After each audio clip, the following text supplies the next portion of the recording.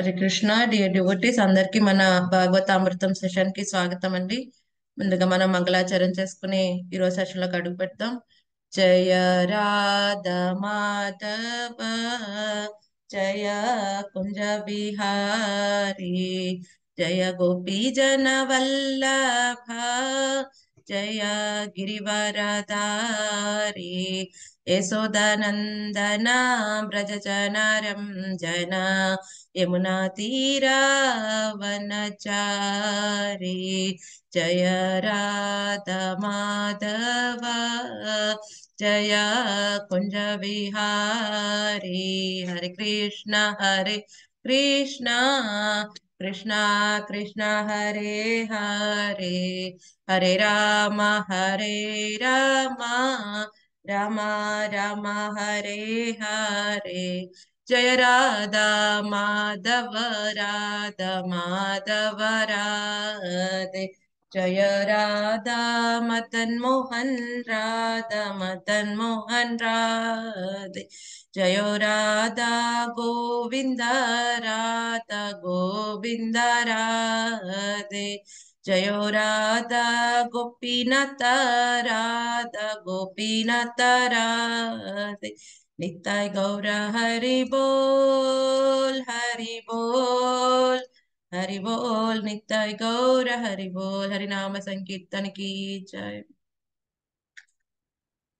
ओम अज्ञानतिमिरान्धस्य ज्ञानाञ्जनशलाकया चक्षुरुन्मीलितं येन तस्मै श्रीगुरवे नमः। नमो विष्णुपदाय कृष्णपृष्ठाय भूतले श्रीमते जयपताका स्वामीति नामिने नमो आचार्य पदाय निताय कृपपदाय गौरकदा दामोदर नमो विष्णुपदाय कृष्णपृष्ठाय भूतले श्रीमते भक्ति वेदांत स्वामी इति नामिने नमस्ते सरस्वती देवे गौरवाणी प्रचार निर्विशेष शून्यवादी पाश्चात्य देशतार जय श्री कृष्ण चैतन्य प्रभु नित्यानंद श्री अद्वैत गदाधर श्रीवासादि गौर भक्त वृंद हरे कृष्ण कृष्ण कृष्ण हरे हरे हरे राम राम राम हरे हरे मुखम करोति वाचालं पंगुं लंघयते गिरिं यत्कृपातमहं वन्दे श्रीगुरुं दीनतारिणम् परमानंद माधवं श्री चैतन्येश्वरं कथंचन स्मृतयस्मिन् दुष्करं सुकरं भवेत् विस्मृतं विपरीतं च श्री चैतन्यं नमामि तं वंशकल्पतरुभ्यश्च कृपा सिन्धुभ्य एव च पतितानां पावनेभ्यो वैष्णवेभ्यो नमो नमः।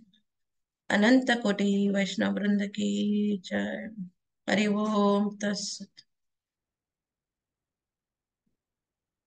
ओम नमो भगवते वासुदेवाय ओम नमो भगवते वासुदेवाय ओम नमो भगवते वासुदेवाय नारायणं नमस्कृत्य नरं चैव नरोत्तमं देवीं सरस्वतीं व्यासं ततो जयमुदीरये शृण्वता स्वकथा कृष्ण पुण्यश्रवण कीर्तना हृदयन्तस्थो हि अभद्राणि विदुनोति सहृसत नष्टप्रायेषु अभद्रेषु नित्यं भागवत सेवया भगवते उत्तम श्लोके भक्तिर्भवते नैष्टिके क्रंदरा श्रीमद्भागवतम की जय।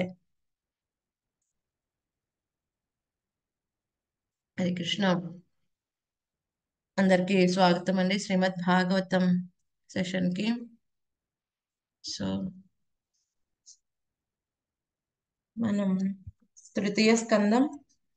హరే కృష్ణ మాతాజీ. హరే కృష్ణ మాతాజీ. హరే కృష్ణ ధన్యవాద డివోటీస్ ధన్యవాద ప్రణామం అండి. మీరు హైదరాబాద్ లో ఉన్నారా, బాంబేలో ఢిల్లీలో ఉన్నారా? వచ్చేసానండి నిన్న నైట్ హరే కృష్ణ మాతాజీ నైట్ 10 ప్రణామం. కల్లా వచ్చేసాను. హరే కృష్ణ ధనం. ఇప్పుడు ఎలా ఉంది మాతాజీ?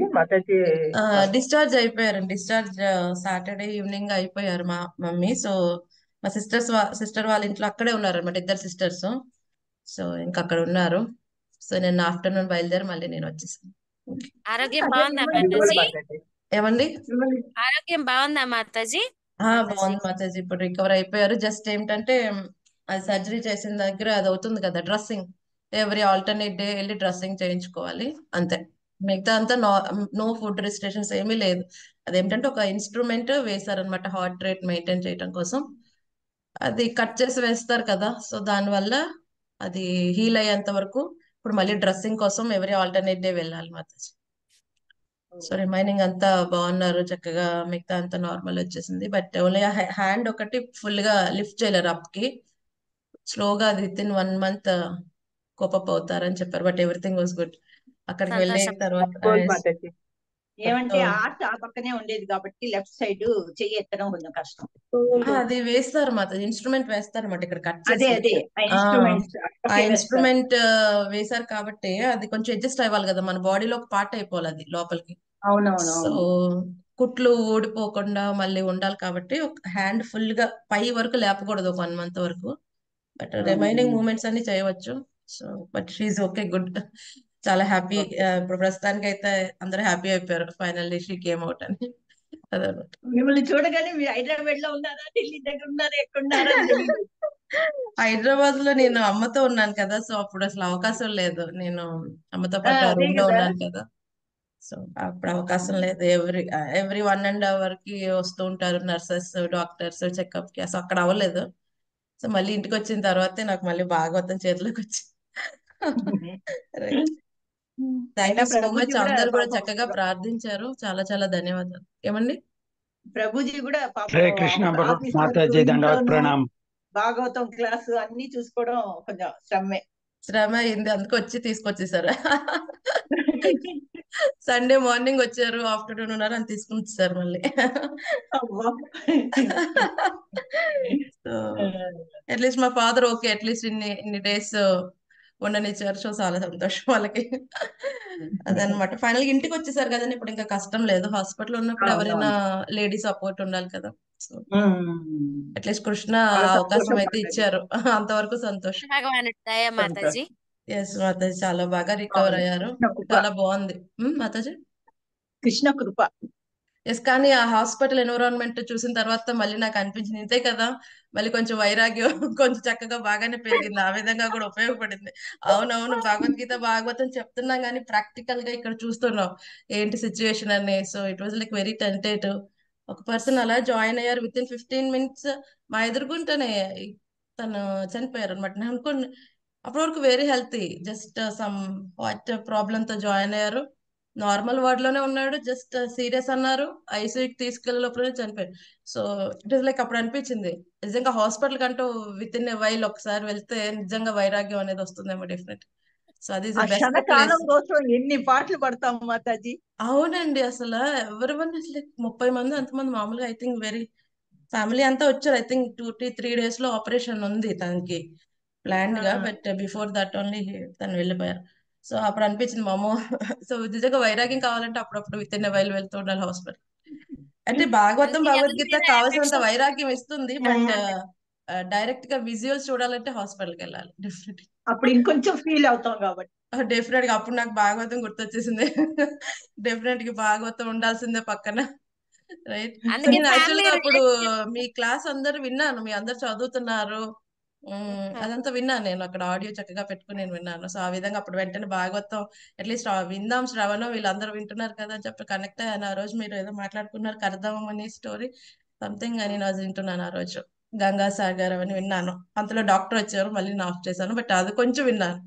ఆ విధంగా శ్రవణం చేశాను, చాలా బాగా అనిపించింది. యాక్చువల్గా హాస్పిటల్ ఉన్నప్పుడు ఇంకా బాగా అనిపించింది భాగవతం వింటుంటే, అమృతలా ఉందన్నమాట. సో అప్పుడు అనుకున్న టేక్ ఇట్ అందుకేనేమో ఫర్ మాతాజీ గ్రాంటెడ్. ఏమండి? ఫ్యామిలీ రిలేషన్స్ పట్ల ఎమోషన్స్ ఎఫెక్షన్స్ పెంచుకోవద్దు అని చెప్తుంటారు. రెస్పాన్సిబిలిటీ ఎంత ఉంటుందండి, పెంచు రెస్పాన్సిబిలిటీ ఎంత ఉంటుంది. పెంచుకోకపోయినా కూడా అది ఆటోమేటిక్ గా అది వస్తుంది మాతాజీ. బై నేచర్ అది ఉంటుందండి. అది అది ఆ, విడవమని కాదు. అదే దాంతో మన కర్తవ్యాన్ని మర్చిపోవద్దని. ఇప్పుడు అర్జునుడు కూడా ఏడ్చాడు కదా. అర్జునుడు అవును. మొత్తం భగవద్గీత అంతా స్వామి చెప్పి యుద్ధం చేయమన్నారు, మళ్ళీ ఏం ఆ, చేశాడు?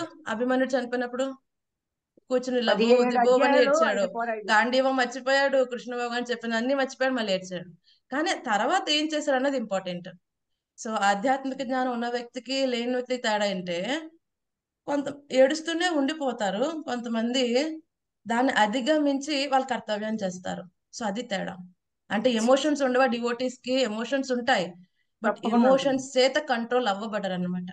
సో అది మనకి భగవద్గీత భాగవతం ఆ పరిస్థితి నేర్పిస్తుంది. దాటి బయటికి రావాలి మనం. ఎమోషన్స్ ని, ఎమోషన్స్ లోపలికి మనం వెళ్ళకుండా ఎమోషన్స్ ని మనం అధిగమించాలి. అంటే కంట్రోల్ గా చేస్తాం, మన కర్తవ్యం చేస్తాం. అలాగని అర్జునుడు పడుకోలేదు, అభిమన్యుడు వెళ్ళిపోయాడు, ఇంకా నాకెందుకు ఈ రాజ్యం అవసరం లేదు, ఏం అవసరం లేదు, అన్నగారు ఏం చేస్తా చేసుకోండి అనలేదు, కంటిన్యూడ్ కదా.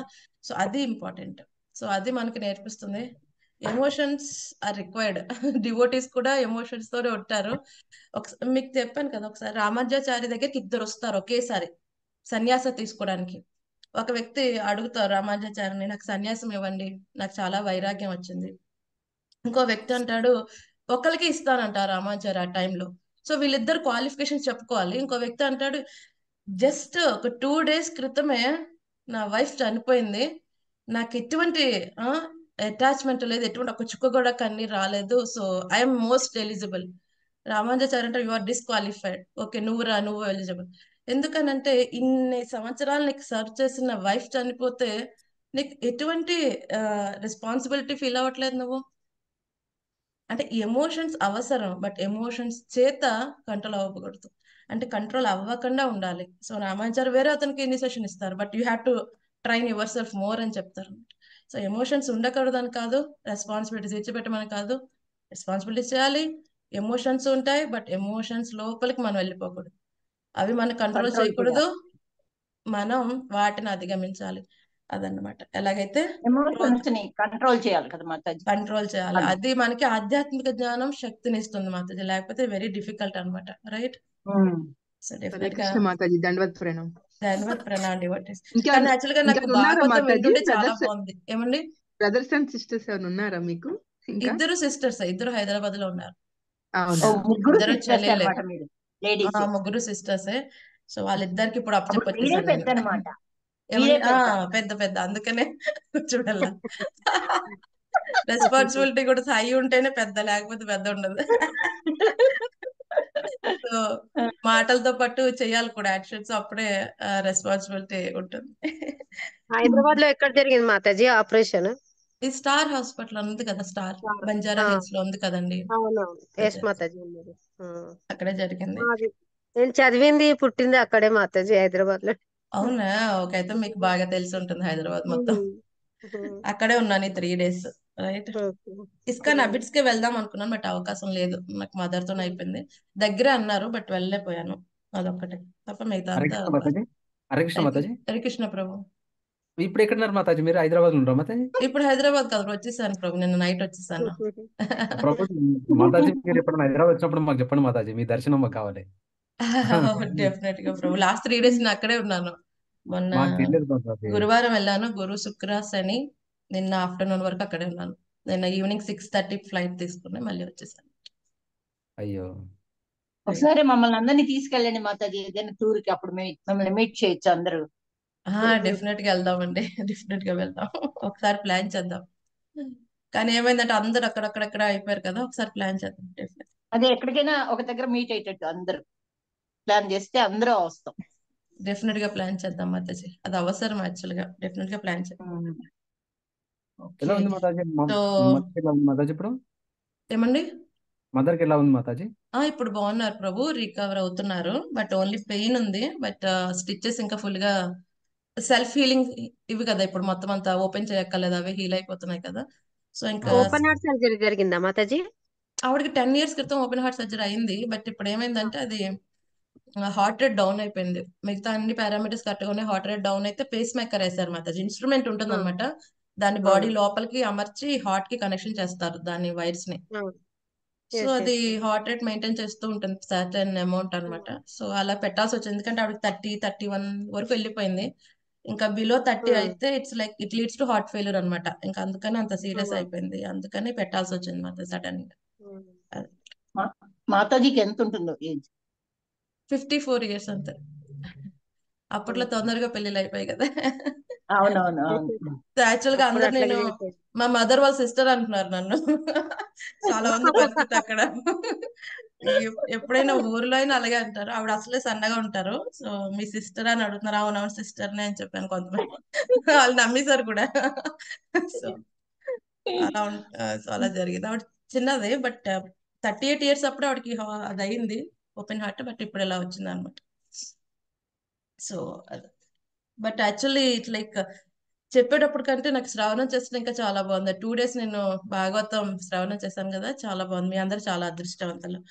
సో రైట్, సో మనం స్టార్ట్ చేసేద్దాం. శ్రీమద్ మాతాజీ భాగవతం. మీలాంటి గురువుని పొందిన మేము కూడా అదృష్టవంతులే.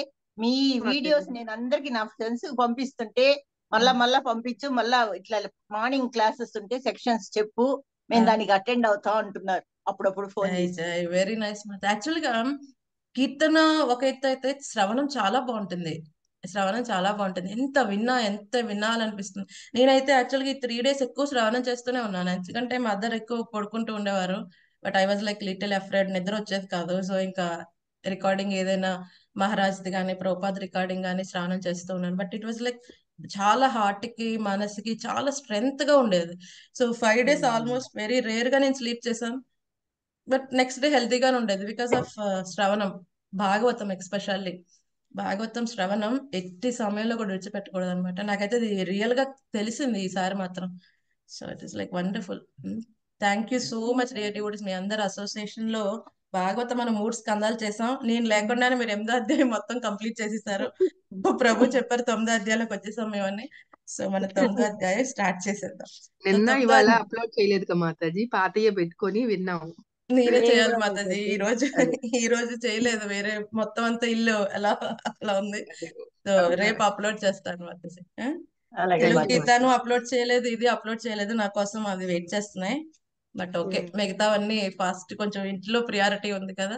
రేపు అప్లోడ్ అవును, అది చేస్తాను. చూసుకునే చేయండి ముందుగా మాతాజీ. చేయండి మాతాజీ. రేపు అప్లోడ్ చేసేస్తానండి మాక్సిమం 1 or 2 అలాగే Mataji. Recordings. Okay. So okay మనం మాతాజీ. 3వ స్కందం, తృతీయ స్కందం, 9వ అధ్యాయం సృజన శక్తి కొరకు బ్రహ్మదేవుని ప్రార్థనలు. సో బ్రహ్మదేవుడు చక్కగా ఎవరి దర్శనం జరిగింది బ్రహ్మదేవుడికి? గర్భోదక సాయి. గర్భోదక సాయి. గర్భోదక గర్భోదక సాయి సాయి. విష్ణు చక్కగా దర్శనం జరిగింది. సో ఈ 9వ అధ్యాయంలో ఏం చేస్తున్నాడు ఆయన? అద్భుతమైన ప్రార్థన చేస్తున్నాడు. 1 నుంచి 25 శ్లోకాల వరకు కూడా మొత్తం అన్ని శ్లోకాల్లో ప్రార్థనలు ఉంటాయి. ఎక్స్పెషల్లీ 22 నుంచి 25 వరకు ఆయన రిక్వెస్ట్ చేస్తాడు. బ్రహ్మదేవుడు రిక్వెస్ట్ చేస్తాడు. దేనికోసం? సృష్టి చేయడానికి నాకు శక్తినివ్వండి అని గర్భోదక సాయి విష్ణువుని ప్రార్థిస్తాడు. సో 1 నుంచి 21 వరకు మాత్రం ప్రేయర్సే ఉంటాయి. అందులో ఆల్రెడీ మీరు 2 prayers ని కంప్లీట్ చేశారు. ఈరోజు మనం 3వ ప్రార్థన చూద్దాం. రైట్. సో ఫస్ట్ ప్రేయర్లు ఏమని చెప్పారు? తెలుసుకోవాల్సిన అన్నిట్లో కూడా తెలుసుకోవాల్సింది ఎవరు అంటే నువ్వే స్వామి. ఎందుకంటే అన్నిటికంటే శ్రేష్టమైన వాడివి నువ్వే. జ్ఞేయ విషయము అంటే ఏంటి? జ్ఞేయ అంటే ఏంటండి? తెలుసుకోదగింది కదండి. అన్ని తెలుసుకోదగిన అన్నిట్లో కూడా ఉత్తమమైనది ఏంటంట? స్వామి గురించి తెలుసుకోవటం కదండి. సో ఎవరైతే గనుక నీ స్వరూపం గురించి తెలియని వాళ్ళు ఏమంటున్నాడు ఆయన? దౌర్భాగ్యులు. వాళ్ళు దౌర్భాగ్యులు. సో ఎందుకంటే కేవలం అన్ని తెలుసుకోవాల్సిన విషయాల కంటే ఎవరైనా శ్రేష్టమని తెలుసుకోవాల్సిన అంటే అది నీ గురించేనయ్యా అని చెప్పి గ్లోరిఫై చేశాడు. 2వ శ్లోకంలో ఏం చెప్పాడు? అన్ని రూపాలకి కూడా నువ్వే ఆధారం. అంటే ఏంటి? అవతారి. అన్ని అవతారాలకు కూడా నువ్వే మూలం అని గ్లోరిఫై చేశాడు కదండి. అంతేకాకుండా బ్రహ్మదేవుడు ఆవిర్భావానికి కూడా స్వామి కారణం. ఆ విషయాన్ని ఇక్కడ క్లియర్ గా చెప్పేస్తున్నాడు. చాలా మంది ఏమంటారు? భగవంతుడు కూడా బ్రహ్మదేవుడు సృష్టిలో చెప్తారు. ఏమంటారు? నిరాకార బ్రహ్మజ్యోతి ఫైనల్. ఈ నిరాకార బ్రహ్మజ్యోతిలోంచి వచ్చాడు కదా, ఈయన కూడా బ్రహ్మ సృష్టి అని చెప్తారు ఆయన. కానీ బ్రహ్మదేవుడు ఏమని చెప్తున్నాడు? నేను నీ నాభి నుండే వచ్చానయ్యా అని చెప్తున్నాడు. సో ఇక్కడ అన్నిటికీ మూలం నువ్వే, అన్ని రూపాలకి మూలం నువ్వే అని 2వ శ్లోకంలో చెప్పాడు. సో ఇప్పుడు 3వ శ్లోకంలో 4వ శ్లోకంలో ఎక్స్పెషల్లీ స్వామి యొక్క పర్సనల్ ఫామ్, స్వామి యొక్క సాకార రూపం గురించి గ్లోరిఫై చేస్తున్నాడు. సో మనం చక్కగా ఈ విషయాన్ని అర్థం చేసుకుందాం. 3వ శ్లోకం. నాత పరంపరమద్భుతవత స్వరూప మానంద మాత్రమ వికల్పమవద్దవశ్చః పశ్యామి విశ్వసృజమేక విశ్వమాత్మన్ భూతేంద్రియాత్మకమదస్త ఉపాశ్రితోస్మి. హే ప్రభు, నిత్యానంద జ్ఞాన మయమగు నీ ప్రస్తుత రూపము కన్నను శ్రేష్టమగు వేరొక్క రూపమును నేను గాంచకున్నాను. ఆధ్యాత్మిక ఆకాశమునందలి నీ నిరాకార బ్రహ్మ తేజమునందు మార్పులు కలుగబోవు. అంతరంగిక శక్తి యందు గుణ వికృతియు ఉండదు. భౌతిక దేహము మరియు ఇంద్రియములను గాంచి నేను గర్వించి ఉండగా భౌతిక జగత్తుకు కారణమైనట్టుకి నీవు అనాత్మచే సృజింపబడుకున్నావు. కనుకనే నేను శరణాగతుడగుచున్నాను. 4వ శ్లోకం. తద్వా ఇదం భువన మంగళ మంగళాయ ధ్యానే స్మనోదర్శితం ఉపాసకానం తస్మై నమో భగవతేను విధేమ తుభ్యం యో నాదృతో నరక భాగ్భిరసత్ ప్రసంగై. ఈ ప్రస్తుత రూపము దేవదేవుడకు శ్రీకృష్ణుచే విస్తరింపబడిన ఏ దివ్య రూపమైనను సమస్త విశ్వములకు పరమ మంగళకరమై ఉన్నది. నీ భక్తులు ధ్యానించడి ఈ నిత్య రూపమును నీవు ప్రకటించితివి కావున నేను నీకు వందనములు నర్పించుచున్నాను. నరక మార్గమునే పట్టనున్న వారు అసత్ప్రసంగులయ్యడి కారణమున నీ స్వీయ రూపమును నిరాదరింతురు. ఓకే, సో శశికళ మాతాజీ మీరు 3వ శ్లోకం చదవండి. 4వది విజయలక్ష్మి మాతాజీ చదవండి. భాష్యం బై జయశ్రీల ప్రపాదులు వారికి జై. భగవద్గీత 18.55 అందు తెలుపబడినట్లుగా భక్త్యా మామాభి జానాతి యావన్నచ్చాస్మి తత్వతః. దేవదేవుడు శ్రీకృష్ణ భగవానుడు కేవలం పాక్షికంగానే విదితుడు కాగలడు. అదీనుగాక కేవలం భక్తియుత సేవ విధానముననే అది సాధ్యమగును. అట్టి పరమపురుషుడు శ్రీకృష్ణుడు పలు సచ్చితానంద రూపములను కలిగి ఉన్నాడని బ్రహ్మదేవుడు ఎరుగగలిగాను. ఆదిదేవుడకు గోవిందుని అట్టి విస్తారములను అతడు బ్రహ్మ సంహిత 5.33 యందు ఇట్లు వర్ణించను. అద్వైతమచ్యుతమనాది మనంత రూపం ఆద్యం పురాణ పురుషం నవయవ్వనంచ వేదేషు దుర్లభమదుర్లభమాత్మభక్తో గోవిందమాది పురుషం తమహం భజామి. అద్వైడును అచ్యుతుడును అగు గోవిందుని నేను భజింతును. పలు రూపములలోనికి విస్తరించినప్పటికీ అతడే సర్వకారణములకు ఆది కారణమై ఉన్నాడు. పురాణ పురుషుడైనప్పటికీ అతడు నవయవ్వనుడై ముసలితనముచే ప్రభావితముడు కాకుండా ఉండును. అట్టి దేవదేవుడు వేద జ్ఞాన పాండిత్యంచే అవగతము కాబోడు. అతని నెరుగుటకు మనుజుడు భక్తుని దరి చేరవలసి ఉండును. శ్రీకృష్ణ భగవాన్ని యథారూపంగా నెరుగుటకు ఏకైక మార్గము కృష్ణ భక్తియే, లేదా తన హృదయం నందు శ్రీకృష్ణునే ఎల్లప్పుడూ నిలుపుని ఉండేది భక్తుని దరిచేరుటయే. నిరాకార బ్రహ్మజ్యోతి దేవుడగు శ్రీకృష్ణ భగవాన్ని పార్షిక ప్రాతినిధ్యము మాత్రమేననియు భౌతిక శక్తి అందలి 3 పురుషావతారాలు అతని ప్రధానాంశములనియు భక్తియోగ పూర్ణత్వము ద్వారా మనుషుడు అవగతం చేసి కొనగలడు. ఆధ్యాత్మిక ఆకాశపు బ్రహ్మజ్యోతి యందు కల్పములు లేదా యుగముల మార్పు ఉండదు. అలాగుననే వైకుంఠ లోకములందు సృష్టి కార్యములు ఉండబోవు. కాల ప్రభావం అచ్చట కానబడదు. భగవాని దివ్య దేహ తేజము అపరిమితమగు బ్రహ్మజ్యోతి భౌతిక శక్తిచే అడ్డగింపబడబోదు. భౌతిక జగమునందు తొలి సృష్టికర్త స్వయముగా భగవానుడే. అతడే బ్రహ్మదేవుని సృజించువాడు. ఆ బ్రహ్మదేవుడే భగవానునిచే శక్తిని బడసి తదనంతర సృష్టికర్త అగును. హరే కృష్ణ మాతాజీ. ధన్యవాదాలు. ధన్యవాదాలు. విజయలక్ష్మి మాతాజీ చదువుతున్నారండి. భాష్యంపై శ్రీల ప్రభుపాదుల వారికి జై. పరతత్వపు సాకార నిరాకార లక్షణములకు సంబంధించినంత వరకు వివిధ ప్రధాన విస్తారములందు భగవానునిచే వ్యక్తమయ్యేటి సాకార రూపములు సమస్త విశ్వములకు వరదానములై ఉన్నవి. భగవానుని స్వీయ రూపము ధ్యానమునందును పరమాత్మునిగా అర్పించబడును. కానీ నిరాకార బ్రహ్మజ్యోతి మాత్రము ఆ రీతి అర్చింపబడదు. భగవాను నిరాకార లక్షణములకు అలవాటు పడిన వారు ధ్యానమునందు లేదా వేరే విధముగా గాని నరకమున కేగునట్టు వారే అయి ఉన్నారు. ఏలైనా భగవద్గీత 12.5 యందు తెలుపబడినట్లుగా నిరాకారవాదులు లౌకికముకు మానసిక కల్పన ఎందే తమ కాలమును వృధా చేయుదురు. సత్యమైన దానికన్నను మిథ్యావాదములకే వారు అతిగా అలవాటు పడి ఉండట దానికి కారణము. కనుకనే నిరాకారవాదులతోటి సాంగత్యము బ్రహ్మదేవుని చేయించట నిరసింపబడుతున్నది. బ్రహ్మ సంహిత 5.46 నిర్ధారించబడినట్లుగా ఆదిదేవుడు శ్రీకృష్ణుని ప్రధాన విస్తారములన్నీయును సమాన శక్తివంతములై ఉన్నవి. దీపార్చితరేవ హి దశాంతరమభ్యుపేత్య దీపాయతే వివృత హేతు సమాన ధర్మా యస్తాదృగేవ హి చ విష్ణుతయా విభాతి గోవిందం ఆది పురుషం తమహం భజామి. దీపములు ఒకదాని నుండి ఒకటి విస్తరించున్నట్లుగా శ్రీకృష్ణ భగవానుడు స్వయముగా విస్తరించును. మూలజ్యోతి శ్రీకృష్ణుడు పరమపురుషుడగు గోవిందుడిని అంగీకరింపబడినను రామ, నృసింహ, వరాహాది ఇతర విస్తారములు సైతము ఆదిదేవునితో సమానముగా శక్తివంతములై ఉన్నవి. అట్టి విస్తృత రూపములన్నీయును దివ్యములు.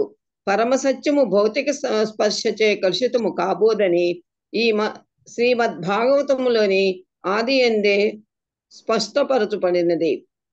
భగవానుని దివ్యధామమున పదగారడి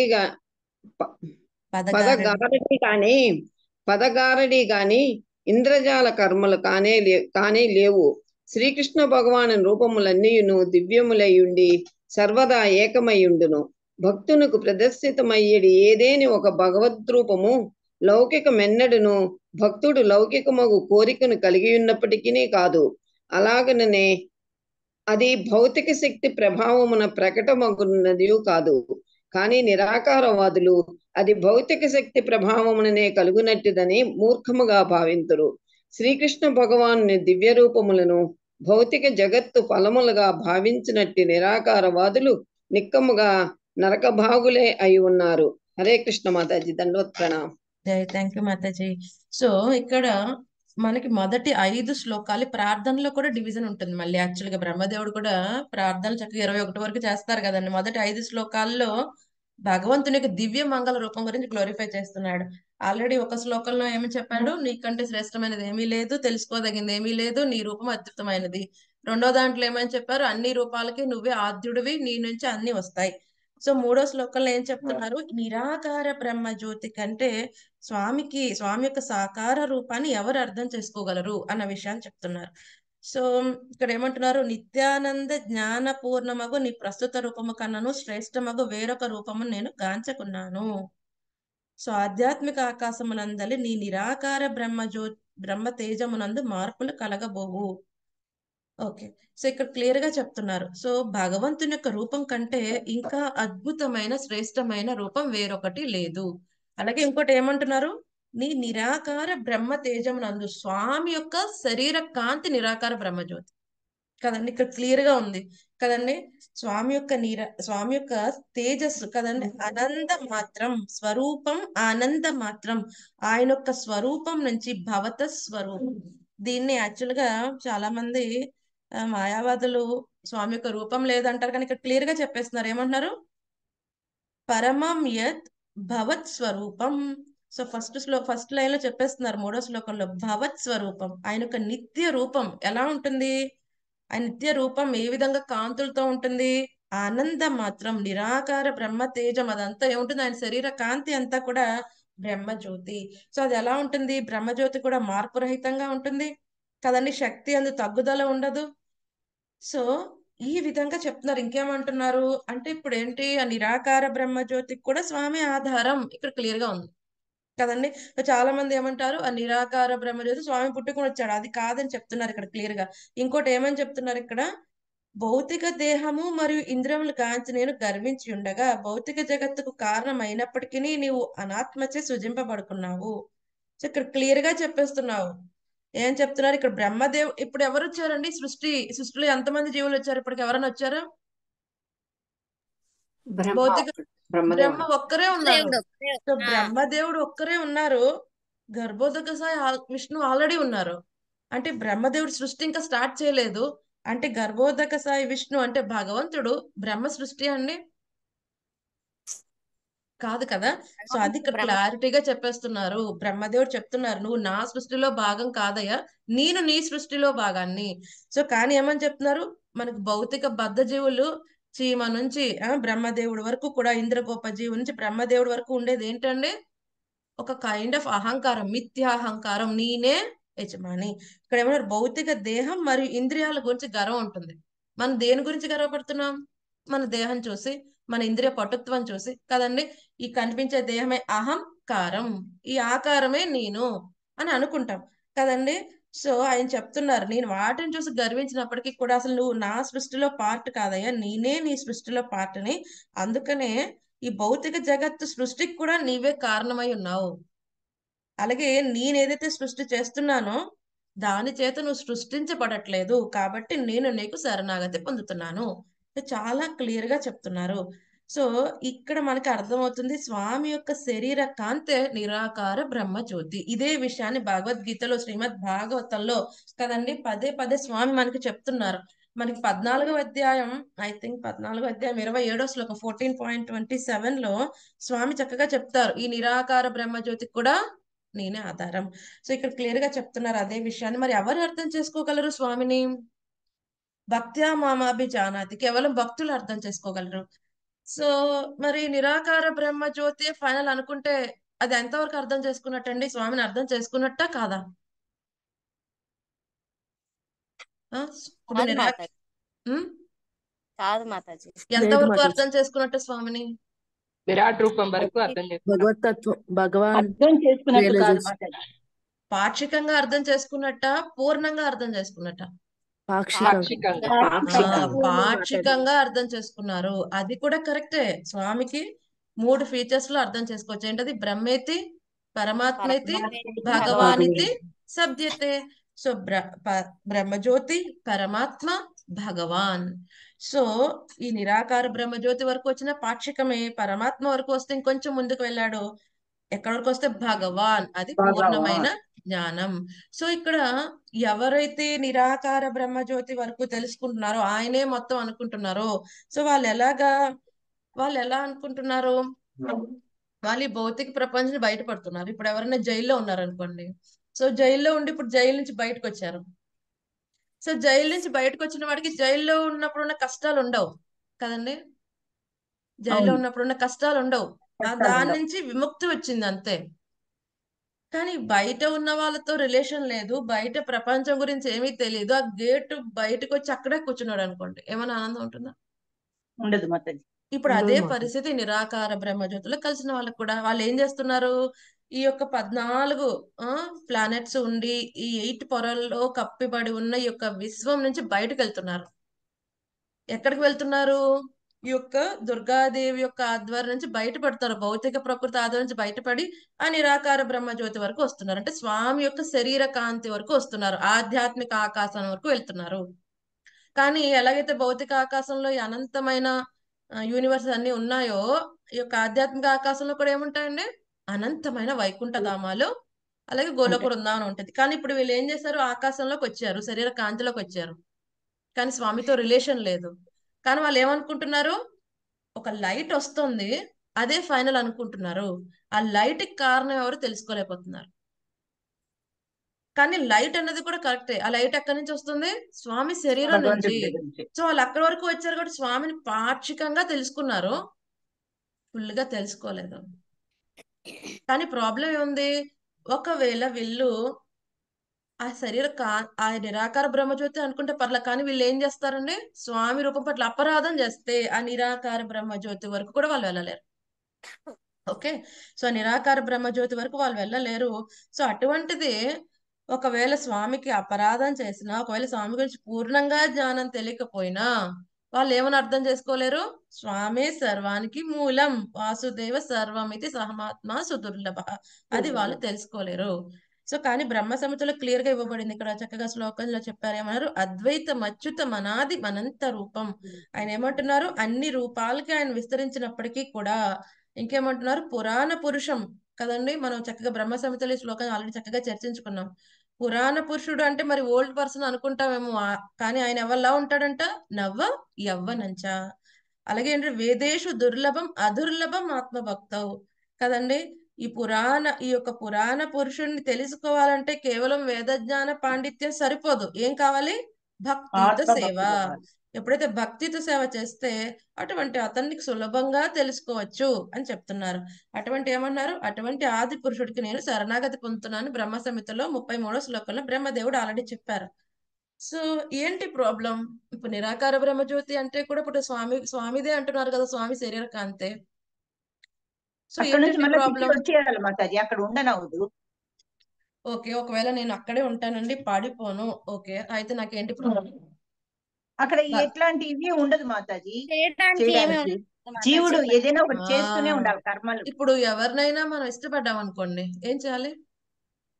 మనకి వాళ్ళకి సర్వీస్ వాళ్ళకి చేస్తాం మాతాజీ. ఇష్టమైంది సేవ చేస్తాం. సేవ చేయాలి, సేవ సేవ చేయాలి. చేయాలి కదండి, సేవ చేయాలి. సో ఒక పర్సన్ కి సేవ చేయగలం. ఒక లైట్ కి, ఇప్పుడు ఆ లైట్, ఓకే, లైట్ అంటే నాకు ఇష్టం, కానీ నేను లైట్ చూసి చూసి చూసి లైట్ దగ్గరికి వెళ్ళినా లైట్ ఏమైనా నాకు పెడుతుందా? నేనేమైనా లైట్ కి పెట్టగలనా? ఏం పెట్టలేను. ఏమీ చేయాలి. ఒక రెసిప్రొకేషన్, ఒక రిలేషన్షిప్ అనేది ఏర్పడదు. ఆ లైట్ కి నాకు ఏం ఏర్పడుతుంది? ఏర్పడదు. కానీ ఆ లైట్ పట్టుకుని ఎవరైనా ఒక పర్సన్ ఉన్నారనుకోండి, అప్పుడు ఆ పర్సన్ తో నేను మాట్లాడినా, ఆ పర్సన్ కి నేను ఇచ్చిన, ఆ పర్సన్ నాకు ఇచ్చిన ఒక రిలేషన్షిప్ అనేది ఏర్పడుతుంది.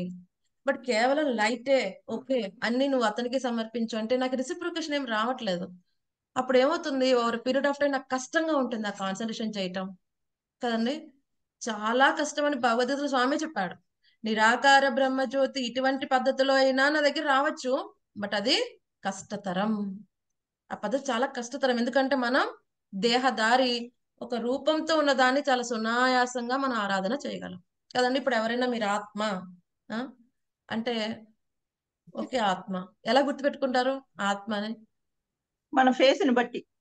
అంటే మన దేహాన్ని బట్టి మనం గుర్తుపెట్టుకుంటున్నాం కదండి. అవును. ఒక ఇలాగా ఈ రూపురేఖలు, ఒక హైట్, లేకపోతే వెయిట్, లేకపోతే పొట్టి, కదండి, లేకపోతే ఈ రంగు అని గుర్తుపెట్టుకుంటున్నాం. ఎందుకని? ఈ దేహం అనేది ఒక రూపంతో ఉంది కాబట్టి సునాయాసంగా. అలాగే స్వామి సచ్చిదానంద రూపుడు. కానీ ఇప్పుడు వేరే వేరే స్క్రిప్చర్స్ లోకి వెళ్తే స్వామి ఏమంటారండి? శక్తిమంతుడు, కాపాడుతాడు, ఆయనకి శరణాగతి పొందాలి, మనం ఆయన దాసులం. ఇక్కడ వరకు అంతా సేమే. కానీ వేరే వాళ్ళ దగ్గర స్వామి గురించిన ఇన్ఫర్మేషన్ లేదు. మిగతా శాస్త్రాల్లో మనం చూస్తే, కదండి, స్వామి ఎలా ఉంటాడు? ఓకే, భగవంతుడు శక్తిమంతుడు ఎలా ఉంటాడు చెప్పడానికి డీటెయిల్స్ లేవు. మనకేం డీటెయిల్స్ ఉన్నాయి చెప్పండి? మనకేమైనా డీటెయిల్స్ ఉన్నాయా స్వామి ఎలా రూపము ఉంటాడు? ఉన్నాయి మాతాజీ. ఇప్పుడు మన పేరు చెప్తే శశికళ అంటే ఇంత హైట్ ఉంటుంది, ఇంత లా ఉంటుంది, ఇంత పొడుగు ఉంటుంది, లేకపోతే నల్లగా ఉంటుంది, తెల్లగా ఉంటుంది, వైట్ అయినావా, ఇలాంటివన్నీ ఉన్నాయి. అలాగే భగవంతుడికి ఎలా చెప్తాం మనం? మీ భగవంతుడి గురించి డీటెయిల్స్ చెప్పండి అంటే మాతాజీ. బ్రహ్మ సంహితలో శ్లోకం ఉంది మాతాజీ. వేణుం కొణంతం అరవింద దళాయతాక్షం ఆయదాక్షం. బర్హావతం సితాంబుద సుందరాంగం సమసితాంబుజ కందర్ప కోటి సుందరాంగం కమనీయ కందర్ప కోటి విశేష కమనీయ శోభం విశేష గోవిందమాది శోభం పురుషం తమహం తమహం భజామి. భజామి. చాలా క్లియర్ గా ఉంది ఆయన ఏం చేస్తున్నాడు, ఆయన యాక్టివిటీస్ ఏంటి. ఇంకా ఆయన ముసలివాడా, యవ్వనుడా, పురుషుడా, పురాణ పురుషుడా, కదండి. ఆయన మేలా ఫిమేల్ కూడా చెప్పేస్తోంది మనకి భాగవతాలు ఏమిటి, ఆయన పురుష, ఒరిజినల్ పురుష, కదండి. సో ఈవెన్ అందరికంటే ఉత్తమమైన భక్తులు ఎవరు స్వామికి? గోపికలు మాతాజీ. గోపికలు ఎప్పుడైనా ఏదైనా ప్రార్థనలు అడిగారా మీ నిరాకార బ్రహ్మజ్యోతులు కలిసిపోతాం స్వామి అని? అడగలేదు. లేదు మాతాజీ. వాళ్ళు అడగలేదు. వాళ్ళు ఎక్కువ అడగలేదు దేని మాతాజీ. చర్చించేవారు? స్వామి సేవనే కోరుకున్నారు మాతాజీ. వాళ్ళు ఎక్కువ దేని చర్చించేవారు చెప్పండి? కృష్ణుడు కృష్ణుని రూపాన్ని, సేవ. కృష్ణుడు అలా చేస్తాడు, ఇలా ఆ చేస్తాడు. కృష్ణుడు అలా చేస్తారు, ఇలా చేస్తారు. మీరు చూస్తే శ్రీమద్ భాగవతం 10వ స్కందం 8వ అధ్యాయం చూస్తే, గోపికలు యాక్చువల్ గా కృష్ణుడు వాళ్ళ ఇంటికి వచ్చి వెన్న తింటుంటే వాళ్ళకి చాలా ఆనందం కలుగుతుందంట. ఆ ఆనందం ఇంకా రెట్టింపు అవ్వాలంటే ఏం చేయాలి అని వాళ్ళు ఆలోచించుకుంటే వాళ్ళకి ఒక ఐడియా వచ్చింది.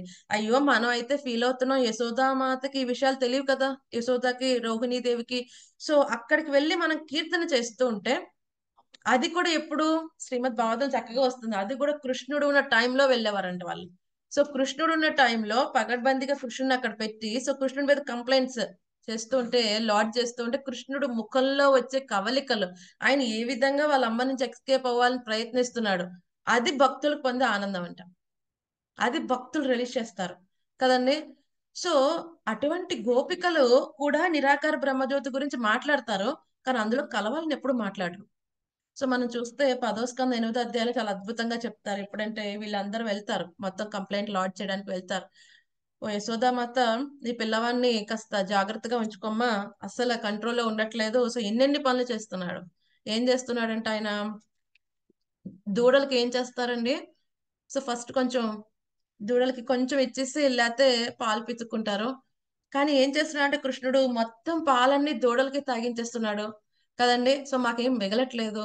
సో అలా కాకపోతే ఇంకోటి ఏం చేస్తున్నాడు, మేము పాలు వెన్న నెయ్యి అన్ని పైన పెట్టుకుంటే ఏం చేస్తున్నాడు, వాళ్ళ స్నేహితులతో అందరితో వచ్చి ఎంత పైన పెట్టుకున్నా ఏదో ఒక ఉపాయాలతో చక్రవాళ్ళ మీద అన్ని సర్దేసి వెళ్తున్నాడు, లేకపోతే ఒకరి మీద ఒకరు వెళ్ళి తీసేసుకుంటున్నారు. సో ఇంత చేస్తున్నాడు, ఇంత ఏది దొరకలేదు అనుకో, ఏం చేస్తున్నాడో తెలుసా యశోద? ఏం చేస్తున్నాడంట, అక్కడ ఉన్న ప్రదేశంలో హాల్లో ఆ ఆ మలమూత్రాలు విడిచిపెట్టి వచ్చేస్తున్నాడు మీ ఇద్దరు పిల్లలు. ఇంకా ఏం చేసేవాడంట, ఒకవేళ ఏమీ దొరకపోతే ఏం చేసేవాడంట, అక్కడ ఉన్న చంటి పిల్లలు బుగ్గలు గిల్లేసి వచ్చేసేవాడంట. సో బుగ్గలు గిల్లేస్తే వాళ్ళు ఏం చేస్తారు, మళ్ళీ ఏడుస్తూ ఉంటారు. సో ఈ విధంగా ఇన్ని పనులు చేస్తున్నాడు మీ అల్లరి కృష్ణ చెప్తే, అప్పుడు కృష్ణుడు ముఖంలో వచ్చే కవలికలు చూసి ఆయన ఏ విధంగా ఎస్కేప్ అవుతున్నాడు కదండి. అవన్నీ చూస్తుంటే అప్పుడు కృష్ణ బలరాములు ఏ విధంగా చెప్తారో అవి చూసి ఆనందపడేవారంట.